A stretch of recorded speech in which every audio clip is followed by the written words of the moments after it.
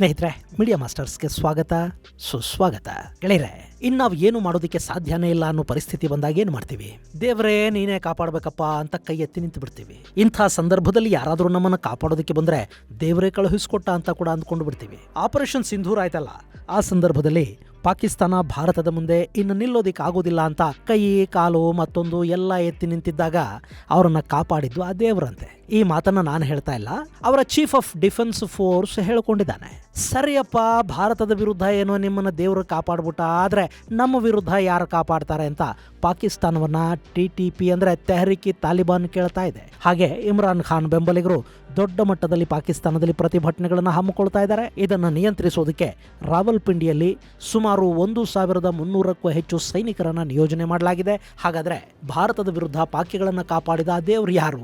ಇಮ್ರಾನ್ ಬೆಂಬಲಿಗರು ಈಗ ಇದ್ದಕ್ಕಿದ್ದಂತೆ ಬೀದಿಗೆ ಇಳಿತಾ ಇರೋದು ಯಾಕೆ? ಇವರಿಂದ ಪಾಕಿಸ್ತಾನವನ್ನ ಯಾರು ಕಾಪಾಡ್ತಾರೆ? ಬನ್ನಿ ನೋಡೋಣ. ಸ್ನೇಹಿತರೆ, ನಿಮ್ಮಲ್ಲಿ ಸಾಕಷ್ಟು ಜನ ಯೂಟ್ಯೂಬ್ ಚಾನೆಲ್ಗಳನ್ನು ಮಾಡಿರ್ತೀರಿ, ಮಾಡಬೇಕು ಅಂತ ಅಂದ್ಕೊಂಡಿರ್ತೀರಿ. ಆದರೆ ಅವುಗಳನ್ನು ಹೇಗೆ ಮುಂದುವರಿಸಬೇಕು ಅನ್ನೋ ಚಿಂತೆಯಲ್ಲಿರ್ತೀರಿ.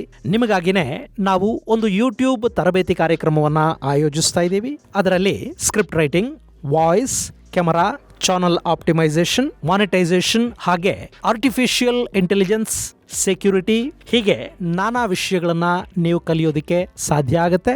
ನಿಮಗಾಗಿನೇ ಇದೇ ಡಿಸೆಂಬರ್ 26, 27 ಮತ್ತು 28ನೇ ತಾರೀಕು ತರಬೇತಿ ಕಾರ್ಯಕ್ರಮವನ್ನ ಆಯೋಜಿಸ್ತಾ ಇದ್ದೀವಿ. ಹೆಚ್ಚಿನ ಮಾಹಿತಿಗಾಗಿ 9972379459 9972237945 ಸಂಖ್ಯೆಗೆ ಸಂಪರ್ಕಿಸಿ.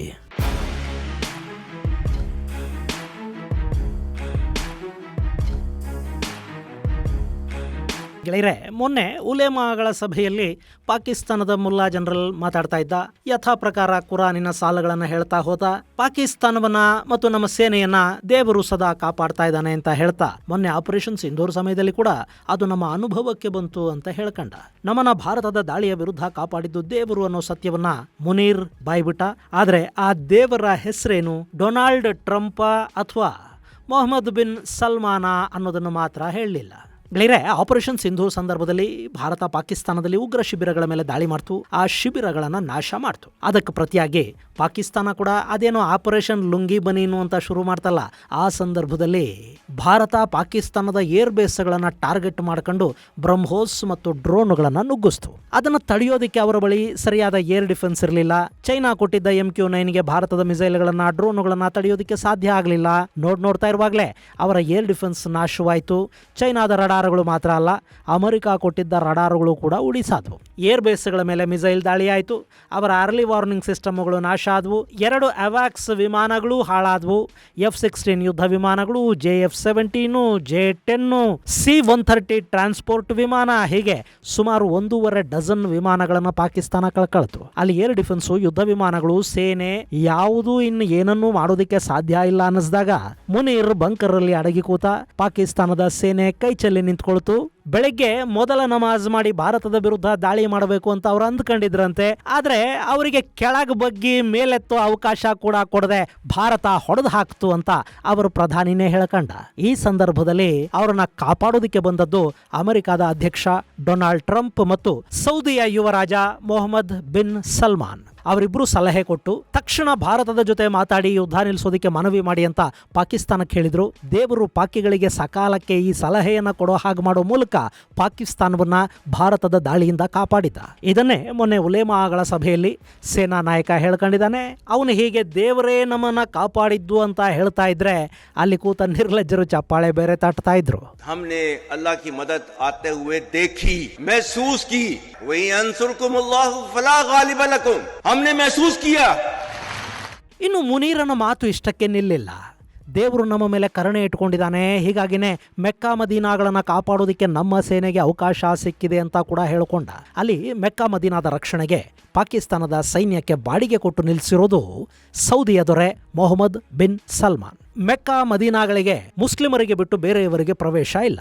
ಇನ್ನು ಈ ಭಾಗದಲ್ಲಿ ಕಡಿಮೆ ಬೆಲೆಗೆ ಸಿಗುವ ಬಾಡಿಗೆ ಸೈನ್ಯ ಅಂದ್ರೆ ಅದು ಪಾಕಿಸ್ತಾನದ್ದೇ. ಹಾಗೆ ಅಲ್ಲಿ ಕ್ರೈಮ್ ಮಾಡೋದಕ್ಕೆ ಬರೋರು, ಪಿಕ್ ಪಾಕೆಟ್ರುಗಳು, ಡ್ರಗ್ಸ್ ಮಾರೋರು, ಭಿಕ್ಷುಕರು ಎಲ್ಲ ಕೂಡ ಪಾಕಿಸ್ತಾನದಿಂದಲೇ ಬರ್ತಾರೆ. ಸೌದಿ ಅಥವಾ ಬೇರೆ ದೇಶದ ಮುಸ್ಲಿಂ ಸೈನಿಕರ ಭಾಷೆ ಅವರಿಗೆ ಅರ್ಥ ಆಗೋದಿಲ್ಲ.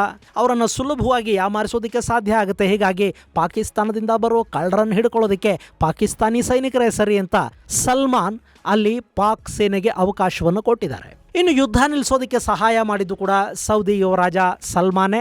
ಇದು ಸಾಲ್ದು ಅಂತ ಹೇಳಿ ಪಾಕಿಸ್ತಾನದ ಈ ಸೇನಾ ಮುಖ್ಯಸ್ಥನಿಗೆ ಸೌದಿ ಒಂದು ಅವಾರ್ಡ್ ಅನ್ನು ಬೇರೆ ಘೋಷಣೆ ಮಾಡಿದೆ. ಹೀಗಾಗಿ ಸೌದಿಯ ಯುವರಾಜ ಮೊಹಮ್ಮದ್ ಬಿನ್ ಸಲ್ಮಾನ್ ಅನ್ನ ಮುನೀರ್ ದೇವರು ಅಂತ ಇಲ್ಲಿ ಕರೆದ್ನ ಗೊತ್ತಿಲ್ಲ.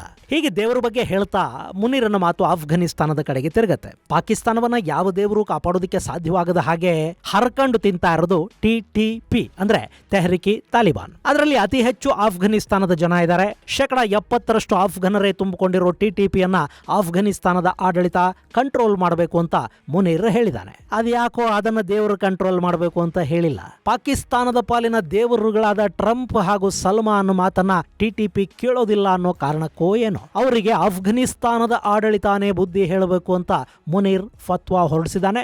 ಮತ್ತು ನಿಮಗೆ TTP ಬೇಕಾ ಪಾಕಿಸ್ತಾನ ಬೇಕಾ ಆಯ್ಕೆ ಮಾಡ್ಕೊಳ್ಳಿ ಅಂತ ಆಫ್ಘನಿಸ್ತಾನದ ತಾಲಿಬಾನ್ಗೆ ಒಂದು ಅವಕಾಶದ ಕರೆಯನ್ನು ಕೂಡ ಕೊಟ್ಟಿದ್ದಾನೆ.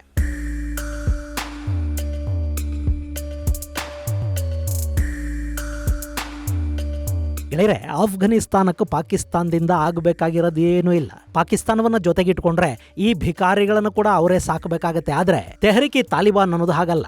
ಅವರು ಆಫ್ಘನಿಸ್ತಾನದ ಮೇಲೆ ಡಿಪೆಂಡ್ ಆಗಿಲ್ಲ, ಪಾಕಿಸ್ತಾನವನ್ನ ದೋಚ್ತಾ ಇದ್ದಾರೆ. ಖೈಬರ್ ಭಾಗದಲ್ಲಿ ಪ್ಯಾರಲಲ್ ಸರ್ಕಾರ ರಚನೆ ಮಾಡಿದ್ದಾರೆ. ಅಲ್ಲಿ ಟ್ಯಾಕ್ಸ್ ಅನ್ನು ವಸೂಲಿ ಮಾಡ್ತಾರೆ. ಪಾಕಿಸ್ತಾನಿ ಸೇನೆ ಮತ್ತು ಪೊಲೀಸ್ ಕ್ಯಾಂಪ್ಗಳ ಮೇಲೆ ದಾಳಿಗಳನ್ನು ಮಾಡ್ತಾ ಇದ್ದಾರೆ. ಅಲ್ಲಿನ ಪಶ್ತೂನಿಗರ ಬೆಂಬಲ ಕೂಡ ಈ TTPಗಿದೆ. ಹೀಗಾಗಿ ಪಶ್ತೂನಿ ಪಂಗಡವನ್ನು ಬಿಟ್ಟು ಆಫ್ಘನಿಸ್ತಾನ ಈ ಪಂಜಾಬಿ ಜನರಲ್ನ ಮಾತನ್ನ ಯಾಕೆ ಕೇಳುತ್ತೆ? ಇಷ್ಟಕ್ಕೂ ಭಿಕಾರಿಗಳನ್ನ ಯಾರು ತಾನೇ ಆಯ್ಕೆ ಮಾಡ್ಕೋತಾರೆ? ಆದರೂ ಮುನೀರ್ ಆಫ್ಘನಿಸ್ತಾನಕ್ಕೊಂದು ಅವಕಾಶವನ್ನ ಕೊಡ್ತಾ ಇದ್ದಾನೆ. ಹೀಗಾತ ಉಲೇಮಾಗಳ ಸಭೆಯಲ್ಲಿ ಮಾತನಾಡಿದ ಬೆನ್ನಲ್ಲೇ ಪಾಕಿಸ್ತಾನದಲ್ಲಿ ಇಮ್ರಾನ್ ಖಾನ್ ಬೆಂಬಲಿಗರ ಪ್ರತಿಭಟನೆಗಳು ಶುರುವಾಗಿವೆ. ಅಲ್ಲಿ ಮಾಜಿ ಪ್ರಧಾನಿ ಇಮ್ರಾನ್ ಖಾನ್ ಮತ್ತು ಆತನ ಪತ್ನಿ ಬುಷ್ರಾ ಬೀಬಿಗೆ ಪಾಕಿಸ್ತಾನದ ಸ್ಪೆಷಲ್ ಕೋರ್ಟ್ ಒಂದು 17 ವರ್ಷಗಳ ಜೈಲು ಶಿಕ್ಷೆಯನ್ನು ವಿಧಿಸಿದೆ. ಅದರಲ್ಲಿ 10 ವರ್ಷ ಕಠಿಣ ಕಾರಾಗಾರ ಮತ್ತು 7 ವರ್ಷ ಸಾಮಾನ್ಯ ಜೈಲು ಶಿಕ್ಷೆಯನ್ನು ವಿಧಿಸಿ ಸ್ಪೆಷಲ್ ಕೋರ್ಟ್ ತೀರ್ಪನ್ನು ಕೊಟ್ಟಿದೆ. ಅದರ ಬೆನ್ನಲ್ಲೇ ಇಡೀ ಪಾಕಿಸ್ತಾನದಲ್ಲಿ ಈ ತೀರ್ಪನ್ನು ವಿರೋಧಿಸಿ ಪ್ರತಿಭಟನೆಗಳು ನಡೀಬೇಕು ಅಂತ ಇಮ್ರಾನ್ ಖಾನ್ ಕರೆ ಕೊಟ್ಟಿದ್ದಾರೆ. ಈಗ ಅವರ ಪಕ್ಷದ ಕಾರ್ಯಕರ್ತರು ದೊಡ್ಡ ಪ್ರಮಾಣದಲ್ಲಿ ಬೀದಿಗಿಳಿಯೋದಕ್ಕೆ ಸಿದ್ಧತೆಗಳನ್ನು ಮಾಡಿಕೊಳ್ತಾ ಇದ್ದಾರೆ. ಇನ್ನು ಕೆಲ ಕಡೆಗಳಲ್ಲಿ ಈಗಾಗಲೇ ಪ್ರತಿಭಟನೆಗಳು ಶುರುವಾಗಿವೆ. ಇಮ್ರಾನ್ ಖಾನ್ ಪ್ರಧಾನಿಯಾಗಿದ್ದಾಗ ಅವರಿಗೆ ನಾನಾ ದೇಶಗಳ ಪ್ರವಾಸದ ಸಂದರ್ಭದಲ್ಲಿ ಕೊಡಲಾಗಿದ್ದ ಗಿಫ್ಟುಗಳನ್ನು ಅವರು ಮಾರಾಟ ಮಾಡಿಕೊಂಡ್ರು ಅನ್ನೋದು ಅವರ ಮೇಲಿನ ಪ್ರಕರಣ. ಇದನ್ನು ತೋಷಾಖಾನಾ ಪ್ರಕರಣ ಅಂತ ಕರೀತಾರೆ. ಅದರಲ್ಲೂ ಇಮ್ರಾನ್ ಖಾನ್ಗೆ ಸೌದಿಯ ದೊರೆ, ಅದೇ ಈ ಮುನೀರನ ದೇವರು, ಒಂದು ಕಾಸ್ಟ್ಲಿ ಆಭರಣವನ್ನ ಗಿಫ್ಟ್ ಆಗಿ ಕೊಟ್ಟಿದ್ದಂತೆ. ಸಾಮಾನ್ಯವಾಗಿ ಯಾವುದೇ ದೇಶದ ನಾಯಕ ಅಧಿಕಾರದಲ್ಲಿರುವಾಗ ಆತನಿಗೆ ವಿದೇಶಿ ಗಣ್ಯರು ವಿದೇಶಿ ಪ್ರವಾಸಗಳಲ್ಲಿ ಅಥವಾ ಅವರಿವರ ದೇಶಕ್ಕೆ ಬಂದಾಗ ಕೊಡೋ ಗಿಫ್ಟುಗಳಿವೆಯಲ್ಲ, ಅವು ದೇಶದ ಸಂಪತ್ತು ಅಂತ ಪರಿಗಣಿಸಲ್ಪಡುತ್ತವೆ. ಅದನ್ನ ಟ್ರೆಷರಿಗೆ ಒಪ್ಪಿಸಿಬಿಡಬೇಕು. ಪಾಕಿಸ್ತಾನದಲ್ಲಿ ಆ ಟ್ರೆಷರಿಯನ್ನ ತೋಷಾಖಾನಾ ಅಂತ ಕರೀತಾರೆ. ಆದರೆ ಇಮ್ರಾನ್ ಖಾನ್ ತಮಗೆ ಬಂದ ಗಿಫ್ಟುಗಳನ್ನ ಮಾರ್ಕೊಂಡ್ರು, ಅದನ್ನ ಸರ್ಕಾರಕ್ಕೆ ಒಪ್ಪಿಸಲಿಲ್ಲ, ಆ ಮೂಲಕ ಭ್ರಷ್ಟಾಚಾರ ಮಾಡಿದ್ದಾರೆ ಅನ್ನೋದು ಅವರ ಮೇಲಿನ ಕೇಸು. ಅದರಲ್ಲಿ ಆತನಿಗೆ 17 ವರ್ಷ ಶಿಕ್ಷೆ ಘೋಷಣೆಯಾಗಿದೆ. ಈಗ ಅದನ್ನು ಪ್ರಶ್ನಿಸಿ ಹೈಕೋರ್ಟ್ ಅಲ್ಲಿ ಮೇಲ್ಮನವಿಯನ್ನ ಸಲ್ಲಿಸೋದಕ್ಕೆ ಇಮ್ರಾನ್ ಖಾನ್ ತನ್ನ ವಕೀಲರಿಗೆ ತಿಳಿಸಿದ್ದಾರೆ. ಇಷ್ಟು ಮಾತ್ರ ಮಾಡಿದರೆ ಪಾಕಿಸ್ತಾನದಲ್ಲಿ ಸಾಕಾಗೋದಿಲ್ಲ. ಮೇಲ್ಮನವಿಯ ವಿಚಾರಣೆಯ ಸಂದರ್ಭದಲ್ಲಿ ಅಲ್ಲಿನ ನ್ಯಾಯಾಲಯಗಳು ಸರ್ಕಾರದ ಪರ ಕೆಲಸ ಮಾಡುತ್ತವೆ. ಹಾಗಾಗಬಾರದು ಅಂದ್ರೆ ಅಲ್ಲಿ ಇಮ್ರಾನ್ ಕೂಡ ತಮ್ಮ ಬಲವನ್ನು ಪ್ರದರ್ಶನ ಮಾಡಬೇಕು, ನನ್ನ ಪರ ಜನ ಇದ್ದಾರೆ ಅನ್ನೋದನ್ನ ತೋರಿಸ್ಕೋಬೇಕು. ಯಾಕೆಂದ್ರೆ ಪಾಕಿಸ್ತಾನದ ದೇವರು ಅಧಿಕಾರದಲ್ಲಿರೋರು ಪರ ಇರ್ತಾನೆ, ಅವರಿಗೇ ಸಹಾಯ ಮಾಡ್ತಾ ಹೋಗ್ತಾನೆ. ಸೊ ದೇವರು ಕೈ ಬಿಟ್ಟವನನ್ನ ಜನ ಕೈ ಹಿಡಿಬೇಕಲ್ಲ. ಹೀಗಾಗಿ ಇಮ್ರಾನ್ ಖಾನ್ ಪಾಕಿಸ್ತಾನದಾದ್ಯಂತ ಪ್ರತಿಭಟನೆಗಳಿಗೆ ಕರೆ ಕೊಟ್ಟಿದ್ದಾರೆ. ಖೈಬರ್ನಲ್ಲಿ ಅವರದ್ದೇ ಸರ್ಕಾರ ಇದೆ. ಅಲ್ಲಿನ ಮುಖ್ಯಮಂತ್ರಿಗೆ ದೊಡ್ಡ ಮಟ್ಟದಲ್ಲಿ ಪ್ರತಿಭಟನೆಗಳನ್ನು ಮಾಡಿಸಿ ಬಂದ್ ಮಾಡಿಸಿ ಅನ್ನೋ ಆದೇಶ ಹೋಗಿದೆ.